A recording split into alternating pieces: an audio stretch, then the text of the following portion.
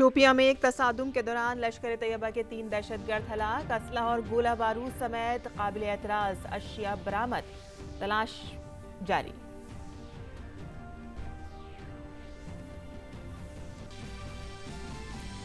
वज़ीर-ए-आज़म नरेंद्र मोदी आज अफगानिस्तान पर G20 लीडरों की खुसूसी वर्चुअल कॉन्फ्रेंस में होंगे शरीक। मीटिंग के एजेंडे में अफगानिस्तान में इंसानी ज़रूरतों और बुनियादी सहूलतों की रसाई के अलावा दहशतगर्दी के खिलाफ लड़ाई, सिक्योरिटी, इंसानी हुकूक और तर्के वतन के मामले हैं शामिल। वज़ीर-ए-आज़म नरेंद्र मोदी आज कौमी इंसानी हुकूक कमीशन के 28वें यौम तासीस तकरीब से करेंगे खिताब। मुल्क में इंसानी हुकूक की हौसला अफजाई और उनके तहफ़्फ़ुज़ में कौमी इंसानी हुकूक कमीशन का है अहम रोल।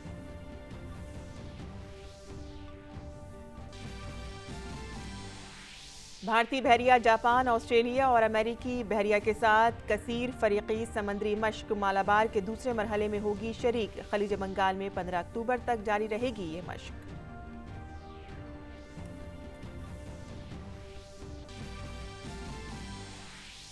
मुल्क में जारी कोविड टीकाकारी 95 करोड़ 82 लाख से ज्यादा। पीर की शाम 7 बजे तक लगाई गई 59 लाख से ज्यादा वैक्सीन।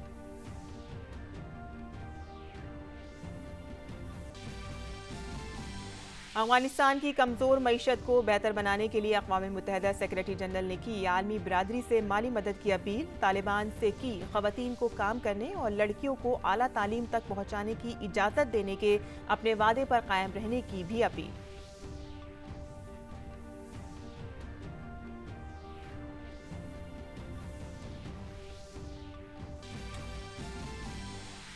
रॉयल चैलेंजर्स बेंगलुरु का आईपीएल का सफर खत्म। एलिमिनेटर मुकाबले में कोलकाता नाइट राइडर्स ने 4 विकेट से दी शिकस्त। दूसरे क्वालिफायर मुकाबले में कल कोलकाता का मुकाबला होगा दिल्ली कैपिटल्स से।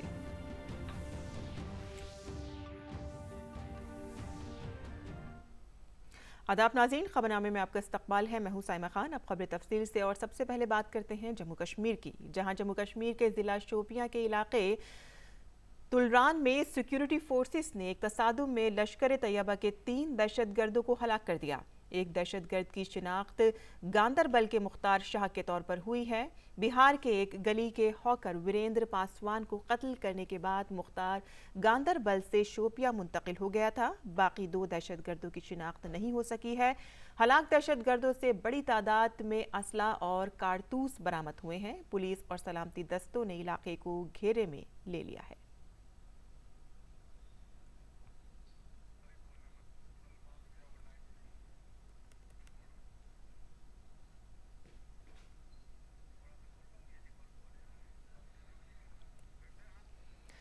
और आपको एक बार फिर से बता देते हैं कि जम्मू कश्मीर के ज़िला शोपिया के इलाके तुलरान में सिक्योरिटी फोर्सेस ने एक तसादुम में लश्कर तैयबा के 3 दहशतगर्दों को हलाक कर दिया है, जिसमें से एक दहशतगर्द की शिनाख्त मुख्तार शाह के तौर पर हुई है।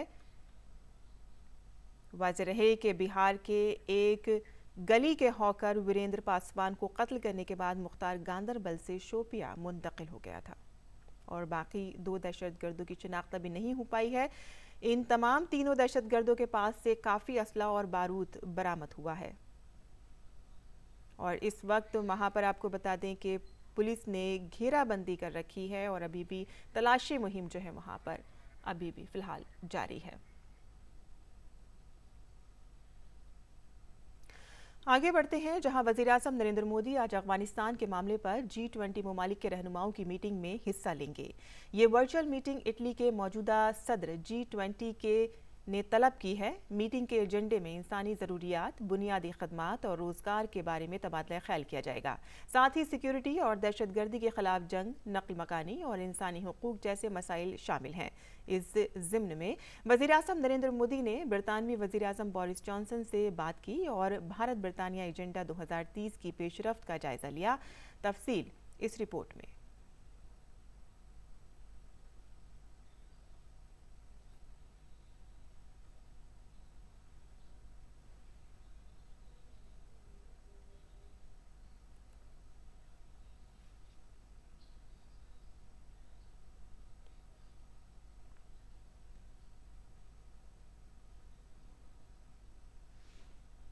मोदी अफगानिस्तान पर G20 ममालिक के बड़े लीडरों की मीटिंग में आज हिस्सा लेंगे। ये वर्चुअल मीटिंग G20 के मौजूदा सदर इटली ने बुलाई है।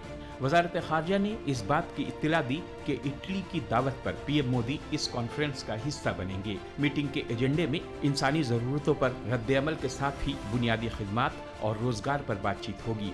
इसके साथ ही सिक्योरिटी और दहशतगर्दी के खिलाफ लड़ाई की रफ्तार, तर्क वतन और इंसानी हुकूक जैसे मामले शामिल होंगे। वजीर आजम ने इससे पहले अफगानिस्तान पर SCO CSTO आउटरीच सरबराह कॉन्फ्रेंस में हिस्सा लिया था। वजीर खारजा डॉक्टर S जयशंकर ने न्यूयॉर्क में अक़वाम मुत्तहिदा जनरल असेंबली के दौरान अफगानिस्तान पर G20 वज़राए खारजा की मीटिंग में हिस्सा लिया था। वजीर आजम नरेंद्र मोदी ने दुनिया के मुख्तलिफ प्लेटफार्मों पर अफगानिस्तान के इंसानी पहलू से मुताल्लिक़ मामलों को उठाया और इसे दूर करने के लिए फौरी इक़दामात किए जाने पर जोर दिया। SCO सरबराह कॉन्फ्रेंस में वजीर आजम ने अफगानिस्तान के तई एक मरबूत नजरिए पर रोशनी डाली थी। 3 नुकात जैसे दहशतगर्दी से निपटना, नशीली दवाओं और गैर कानूनी असलहों के फैलाव को कंट्रोल करने जैसे मामलों पर पीएम ने अपनी बात बेबाकी के साथ रखी थी। यह आवश्यक है कि नई व्यवस्था की मान्यता पर फैसला ग्लोबल कम्युनिटी सोच समझकर और सामूहिक तरह से ले। हमें मिलकर सुनिश्चित करना चाहिए कि अफगानिस्तान की धरती का उपयोग किसी भी देश में आतंकवाद फैलाने के लिए न हो। अफगानिस्तान के घटनाक्रम से जुड़ा तीसरा विषय यह है कि इससे ड्रग्स, अवैध हथियारों और ह्यूमन ट्रैफिकिंग का अनियंत्रित प्रवाह बढ़ सकता है।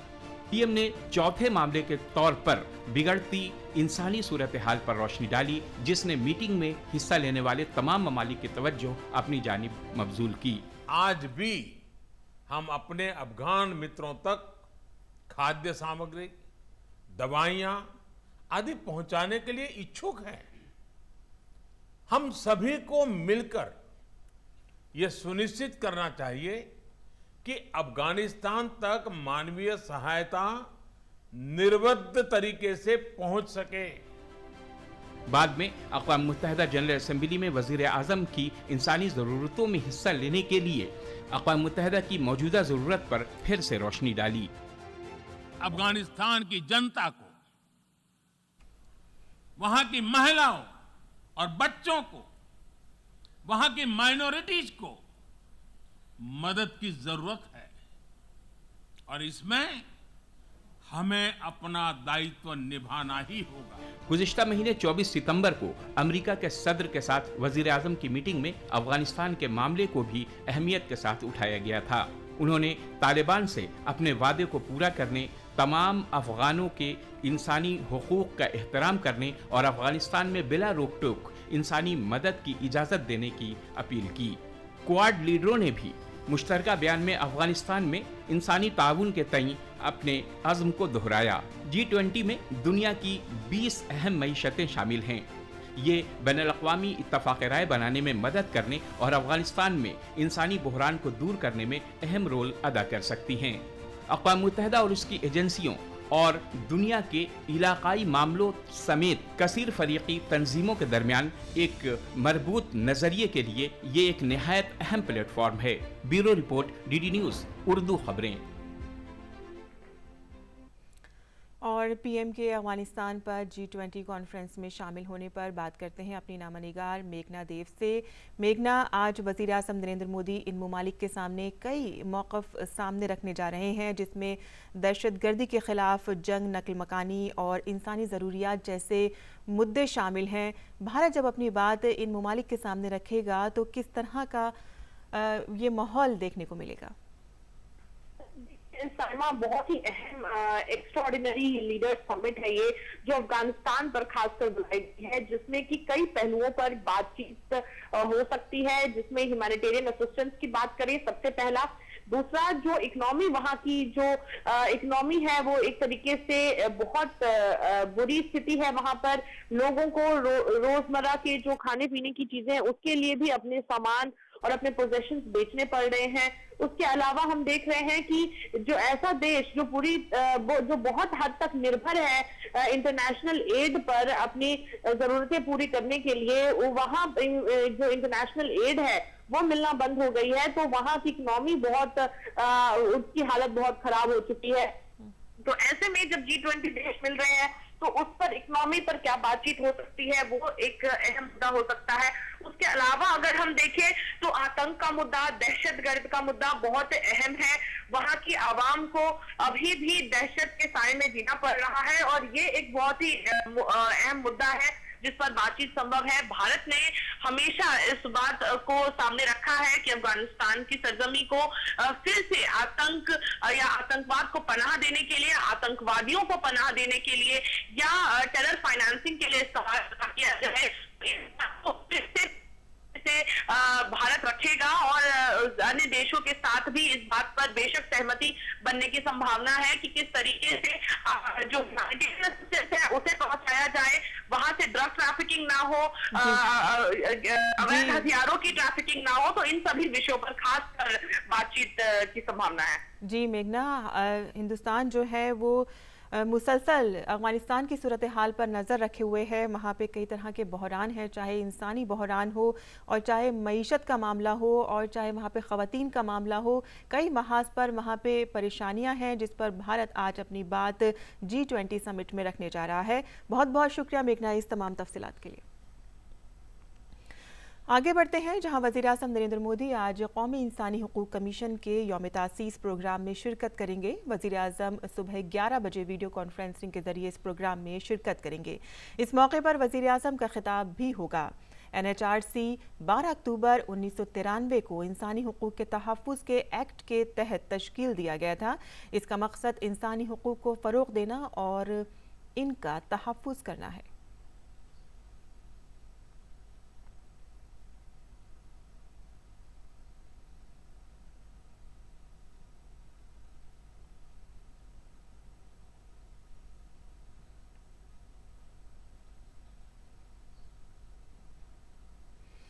वज़ीर-ए-आज़म नरेंद्र मोदी ने वीडियो कॉन्फ्रेंसिंग के जरिए कल इंडियन पैसिफिक एसोसिएशन का आगाज़ किया। उन्होंने इस मौके पर खलाई शोबे के नुमाइंदों के साथ बातचीत भी की।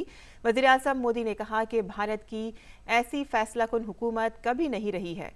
रोज़ बरोज़ खलाई शोबे और खलाई टेक्नोलॉजी में इस्लाहात की जा रही हैं। वज़ीर-ए-आज़म ने कहा कि मुल्क में इस तरह की बड़े पैमाने पर इस्लाहात जारी हैं क्योंकि आत्मनिर्भर भारत के लिए हुकूमत का विजन वाज़ेह है। 2N2 टेक्नोलॉजी है और ये दूर दराज इलाकों तक भी हुकूमत की स्कीमों और प्रोग्रामों को पहुंचाने में मदद करती है। आज अगर भारत दुनिया की टॉप की डिजिटल इकोनॉमी में से एक है तो इसके पीछे एक बड़ा कारण ये है कि हमने डेटा की ताकत को गरीब से गरीब को भी सुलभ कराया है। इसलिए आज जब हम कटिंग एज टेक्नोलॉजी के लिए स्पेस को एक्सप्लोर कर रहे हैं तब हमें उस नागरिक को याद रखना है जो अंतिम पायदान पर खड़ा है। हमें याद रखना है कि भविष्य की टेक्नोलॉजी से हमें दूर सुदूर के गांव में गरीब से गरीब को उत्तम रिमोट हेल्थ केयर, बेहतर वर्चुअल एजुकेशन, नेचुरल डिजास्टर से बेहतर और प्रभावी सुरक्षा, ऐसे अनेक समाधान देश के हर वर्ग, हर कोने तक पहुंचाने हैं। और हम सब जानते हैं कि इसमें स्पेस टेक्नोलॉजी का बहुत योगदान हो सकता है। वज़ीर-ए-आज़म मोदी ने कहा कि भारत का खलाई शोबा बेहतर नक्शा साजी, इमेजिंग और कनेक्टिविटी की सहूलत फराहम करता है और यही वजह है कि 130 करोड़ शहरियों के लिए तरक्की की गाड़ी है। वज़ीर-ए-आज़म मोदी ने कहा कि हुकूमत खलाई टेक्नोलॉजी को बेहतर हुक्मरानी में शफाफियत लाने के लिए लाजमी हिस्सा बनाया है। वज़ीर-ए-आज़म मोदी ने कहा कि हुकूमत सनत, नौजवान, इख्तरा साजों और स्टार्टअप सेक्टर को बतौर शराकतदार मदद दे रही है और करती रहेगी। इसके साथ ज़्यादातर शोबे निजी शोबे के लिए खोले जा रहे हैं और खलाई टेक्नोलॉजी भी इनमें से एक है।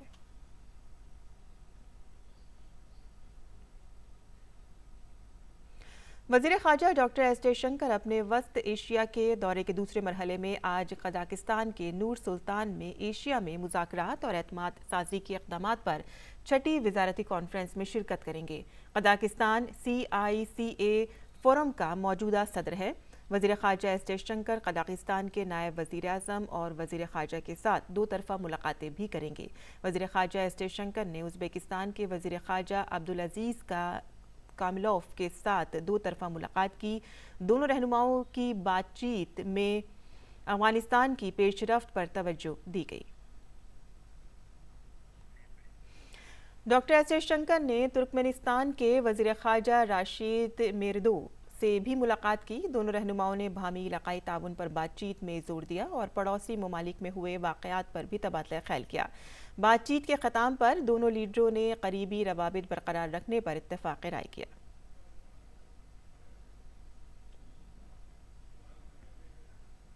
आगे बढ़ते हैं, जहां मुल्क में अब तक 95 करोड़ 82 लाख से ज़्यादा कोरोना के टीके लगाए जा चुके हैं। इनमें से 68 करोड़ 61 लाख से ज़्यादा पहली खुराक और 27 करोड़ 21 लाख से ज़्यादा दूसरी खुराक शामिल है। मरकज़ी वज़ीर सेहत ने बताया कि कल 59 लाख 62 हज़ार से ज़्यादा टीके लगाए गए। मुल्क की आबादी के सबसे हसास ग्रुपों को कोरोना इन्फेक्शन से महफूज रखने के लिए वसी पैमाने पर वैक्सीनेशन मुहिम जारी है। इस मुहिम का आला सतह पर जायजा भी लिया जाता है।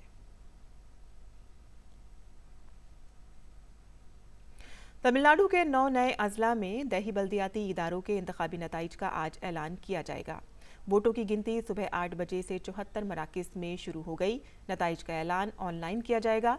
बल्दियाती इंतखाबात इस माह की 6 और 9 तारीख को 2 मरहलों में हुए थे। भारतीय जनता पार्टी और पटली मुकुल काची ने तन्हा इलेक्शन लड़ा, जबकि पहले वो ऑल इंडिया अन्ना DMK के साथ थे।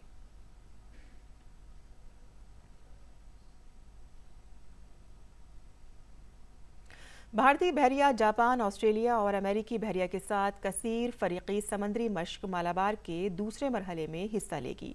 खलीज बंगाल में ये बहरी फौजी मश्क 15 अक्टूबर तक जारी रहेगी। पहला मरहला फिलिपाइन के समंदर में इस साल 26 से 29 अगस्त तक मुनक़िद होगा।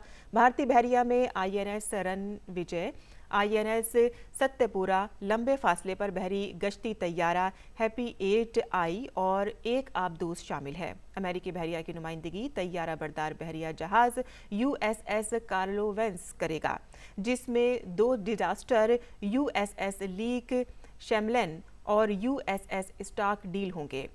JMSDF की नुमाइंदगी JS कागा और JS मरासाम करेंगे, जबकि रॉयल ऑस्ट्रेलवी बहरिया की नुमाइंदगी HMAS ब्लेरॉट और HMAS स्प्रेस करेंगे।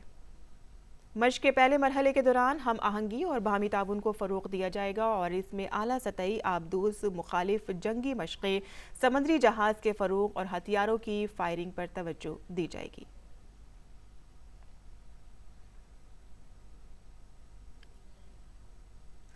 नाज़रीन, आपको बता दें कि अमेरिकी बहरिया के सरबराह एडमिरल माइक गिल्डे भारत के 5 रोज़ा दौरे पर हैं। आज वो नेशनल वार मेमोरियल में शहीद फौजियों को खराज अक़ीदत पेश करेंगे। उन्हें दिल्ली में रस्मी गार्ड ऑफ ऑनर भी दिया जाएगा। एडमिरल माइक गिल्डे बहरिया के सरबराह एडमिरल करमबीर सिंह के साथ भारतीय बहरुल काहिल में ताउन पर बातचीत करेंगे। एडमिरल गिल्डे का दौरा खलीज बंगाल में मालाबार मश्क के 25वें एडिशन के दूसरे मरहले के इफ्तिताह के दिन हो रहा है। क्वाड बहरिया मालाबार मश्क में हिस्सा ले रही है, जिसका मकसद एक आज़ाद भारत बहरुल काहिल के लिए बाहमी ताउन है।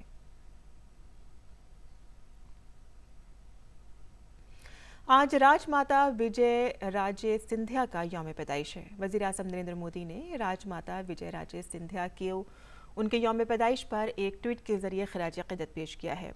उनकी ज़िंदगी मुकम्मल तौर पर अवामी खदमात के तई वफ़ थी। वो बहादुर और रहमदिल खातून थी। अगर बीजेपी एक ऐसी पार्टी के तौर पर उभरी है जिस पर अवाम का एतमाद बरकरार है, तो उसकी वजह यह है कि हमारे पास राजमाता जैसे लीडर थी, जिन्होंने लोगों के दरमियान काम किया और पार्टी को मजबूत किया।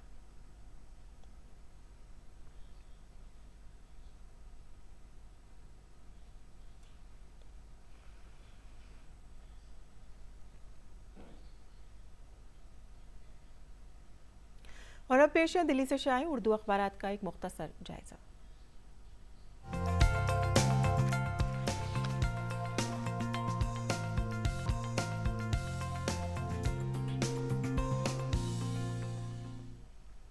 तो दिल्ली से शाये उर्दू के अखबारात में सबसे पहले नजर डाल लेते हैं रोजनामा राष्ट्रीय सहारा की सुर्खियों पर, जिसके सफ़े अव्वल की ही सुर्खी है कोयले बहरान पर शाह ने संभाली कमान, वुज़रा और NTPC अफसरान के साथ मीटिंग में मसले पर तबादले ख्याल। दूसरी खबर यहाँ जो ली गई है वो है इमाम अली की अज़मत कुर्बानी दुनिया के लिए सबक है। यौम हुसैन के मौके पर IICC में मुनक़िद प्रोग्राम में केरल के गवर्नर आरिफ मोहम्मद खान का इजहार ख्याल। दूसरी खबर हमने रोज़नामा इनकलाब से ली है। रोज़नामा इनकलाब के आलमी सफ़े पर अगर हम नज़र डालें तो अफ़गानिस्तान से यहाँ पर एक ख़बर है जहाँ बरतानिया और अमेरिका की अपने शहरियों को काबुल के होटलों से दूर रहने की हिदायत। इन्होंने ये हिदायत दी है कि आप काबुल के होटल से दूर रहें। दूसरी खबर यहाँ चीन से है जहाँ चीन में तूफ़ानी बारिश से भयानक तबाही मची हुई है और 18 लाख अफराद इसमें मुतासिर हुए हैं। ये खबर इसमें यहाँ पर दुबई से है। दुबई एक्सपो 2020 में कुरान का नादिर नुस्खा दुबई एक्सपो में नुमाइश के लिए पेश किया गया है और तीसरे अमेरिकी सदर थॉमस जेफरसन के पास मौजूदा 18वीं सदी का कुरानी नुस्खा तवज्जो का मरकज़ यहाँ पर बना हुआ है।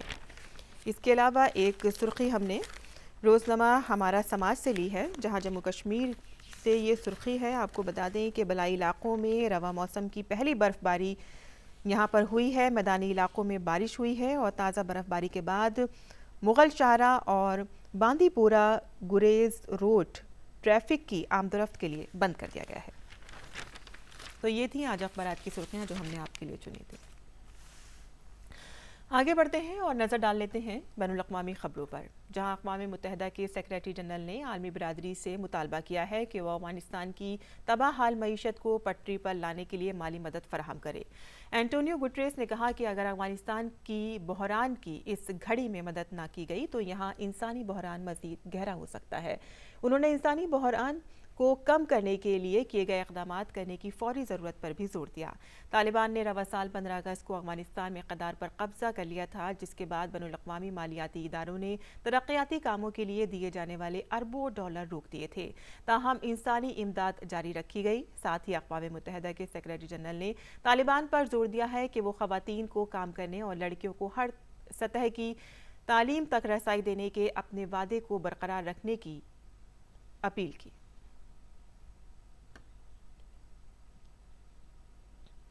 इराक़ी पार्लिमानी इंतख़ाबात के नताइज का ऐलान कर दिया गया है। शिया मुस्लिम मुक़्तदा अल सद्र की जमात को कामयाबी हासिल हुई है। उन्होंने अपनी नशिस्तों में इजाफा किया है। इराक़ की शिया तंजीम 2003 में अमेरिकी क़यादत में हमले के बाद से उभर रही है। फतह के बाद सरकारी टेलीविज़न पर तकरीर करते हुए सदर ने गैर मुल्की मुदाखलत से मुस्तस्ना हुकूमत बनाने का वादा किया। काबिल ज़िक्र बात यह भी है कि 2018 के इंतख़ाबात में पहली बार हिस्सा लेने के बाद मुक़्तदा सदर की पार्टी ने बढ़तरी हासिल की है।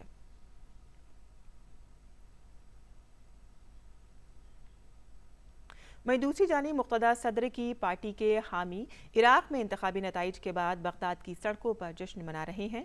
शिया मुस्लिम मुक़्तदा अल सदर की पार्टी सबसे बड़ी फातह बनकर सामने आई है, जिसके बाद पार्टी के हामी दारुल हुकूमत के तहरीर स्क्वायर पर जमा हो गए, जहां सदर के हामियों ने आतिशबाजी की और मौसीकी के साथ जश्न मनाया।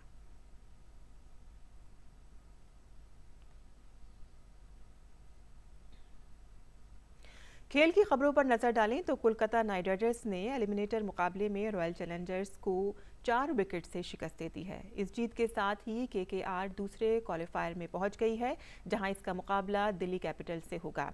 वहीं हार के साथ ही विराट कोहली की सरबराही वाली RCB का IPL 2021 का सफर खत्म हो गया है। शारजा में खेले गए नॉट आउट मुकाबले में विराट कोहली ने टॉस जीतकर पहले बल्लेबाजी का फैसला किया। पूरी टीम 20 ओवर में 7 विकेट गंवाकर सिर्फ 138 रन बना पाई। हाफ का पीछा करने उतरी KKR को शुभम गिल और वेंकटेश अय्यर ने शानदार और मजबूत शुरुआत दिलाई। सुनील नरन के जरिए डैनियल क्रिस्टन के ओवर में लगाए गए 3 छक्के ने मैच को कोलकाता की झोली में डाल दिया।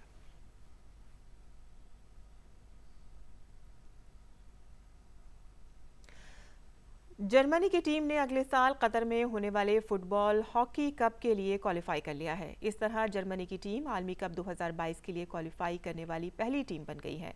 टीम ने ये कामयाबी फुटबॉल आलमी कप क्वालिफाइंग मुकाबले में नॉर्थ मैसेडोनिया को 4-0 से शिकस्त देकर हासिल की है। और अब जान लेते हैं मुल्क भर के मौसम का मिजाज।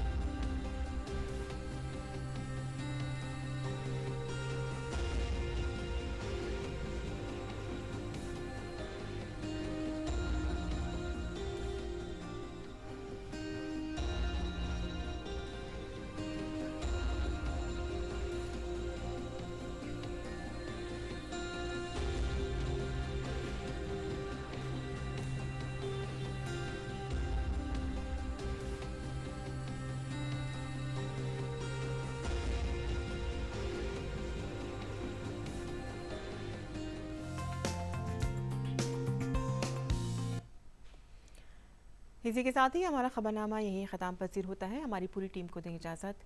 आदाब।